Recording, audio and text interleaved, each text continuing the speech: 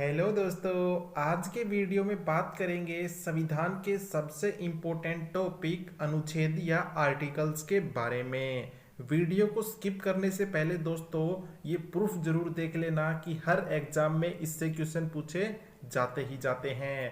पहला क्वेश्चन है, संविधान के किस अनुच्छेद में राज्यों की सीमा और नाम में परिवर्तन का प्रावधान है। सबसे पहले ये जान लीजिएगा कि राज्य के नाम या उसकी सीमा में कौन परिवर्तन कर सकता है, तो वो है संसद या पार्लियामेंट। और किस आर्टिकल के तहत ऐसा कर सकते हैं, आर्टिकल नंबर 3। संविधान के किस अनुच्छेद में दो या दो से अधिक राज्यों के लिए एक ही हाई कोर्ट की स्थापना के बारे में कौन सा अनुच्छेद बताता है। जैसे हरियाणा और पंजाब का एक ही हाई कोर्ट है जो कि है चंडीगढ़। ऐसे बहुत से राज्य हैं जो कि एक साझा हाई कोर्ट शेयर करते हैं, तो वो किस आर्टिकल के तहत करते हैं, वो आर्टिकल है 231। ऑप्शन नंबर 4 बिल्कुल राइट है।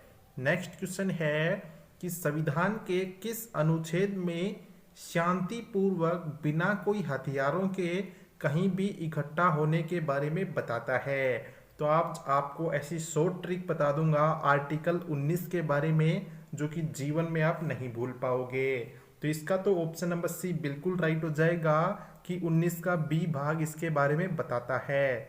इसकी शॉर्ट ट्रिक के बारे में बात करते हैं, जिसकी दो ट्रिक हैं, आपको जो अच्छी लगे आप याद कर सकते हो। पहली ट्रिक है कि Sam reside in Poland. Sam कहाँ पे रहता है, पोलैंड में रहता है।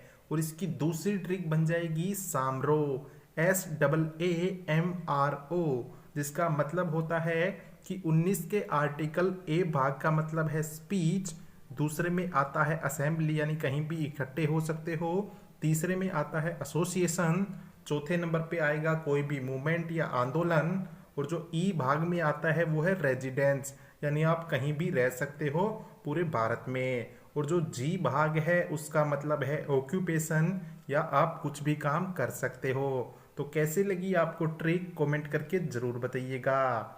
नेक्स्ट क्वेश्चन है कि संविधान के किस अनुच्छेद में भारत की संचित निधि का उल्लेख किया गया है। जो भी सरकारी कागज होते हैं, जैसे राष्ट्रपति को वही वेतन देना है, वो इसी संचित निधि से दिया जाता है। इसका जिक्र किस आर्टिकल में किया गया है, वो आर्टिकल है 266 नंबर का। ऑप्शन नंबर 4 बिल्कुल राइट है। संविधान के किस अनुच्छेद में संसद में प्रयोग होने वाली भाषा के बारे में बताया गया है। हिंदी हो या इंग्लिश, उस भाषा के बारे में कौन सा आर्टिकल बताता है, आर्टिकल नंबर 120। ऑप्शन नंबर 3 टकाटक बिल्कुल सही है।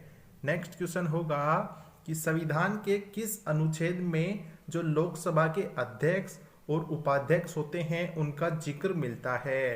तो वो आर्टिकल मिलेगा दोस्तों किस में, 93 में, क्योंकि लोकसभा का जिक्र मिलेगा 81 में, उसके बाद में ही ये सारे आएंगे।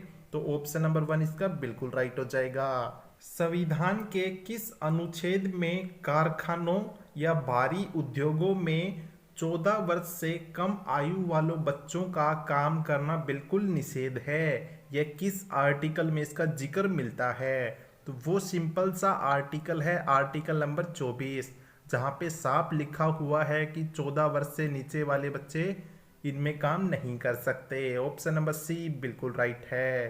क्वेश्चन नंबर 8 है, संविधान के किस अनुच्छेद में धर्म, जाति, लिंग, जन्म स्थान आदि के आधार पर भेदभाव नहीं होगा। यह किस अनुच्छेद में बताया गया है, तो वो अनुच्छेद है अनुच्छेद नंबर 15। ऑप्शन नंबर 1 बिल्कुल सही है। संविधान के किस अनुच्छेद में संघ की राजभाषा का उल्लेख किया गया है, तो वो इम्पोर्टेंट आर्टिकल है आर्टिकल नंबर 343। ऑप्शन नंबर 1 बिल्कुल सही है। संविधान के किस अनुच्छेद में अनुसूचित जाति यानी शेड्यूल्ड कास्ट के बारे में बताया गया है, तो वो आर्टिकल है आर्टिकल नंबर 341। ऑप्शन नंबर 2 बिल्कुल सही है। संविधान के किस अनुच्छेद में लोकसभा में अनुसूचित जाति और जनजाति के लिए आरक्षण के बारे में बताया गया है।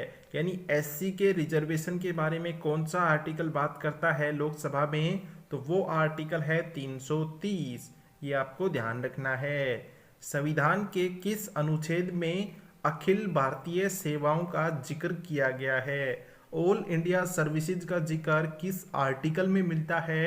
वो आर्टिकल है 312। ऑप्शन 1 बिल्कुल राइट है। नेक्स्ट क्वेश्चन है कि संविधान के किस अनुच्छेद में उच्चतम न्यायालय यानी हाई कोर्ट से परामर्श करने की राष्ट्रपति की जो शक्ति होती है उसके बारे में बताता है? वो आर्टिकल कौन सा है? वो है दोस्तों आर्टिकल नंबर 143। ऑप्शन नंबर 1 बिल्कुल सही है। भारतीय संविधान में वह कौन सा आर्टिकल है जो बताता है अगर राष्ट्रपति की जगह खाली है तो उनकी जगह उपराष्ट्रपति लेंगे और राष्ट्रपति के रूप में कार्य करेंगे? तो वो शानदार आर्टिकल है आर्टिकल नंबर 65। ऑप्शन नंबर 3 बिल्कुल राइट है। क्वेश्चन नंबर 15 है कि संविधान के किस अनुच्छेद में अंतरराष्ट्रीय शांति और सुरक्षा संबंधित प्रावधान के बारे में बताया गया है? तो इंटरनेशनल पीस एंड सिक्योरिटी के बारे में बताया गया है आर्टिकल 51 में। ऑप्शन नंबर 1 बिल्कुल राइट है।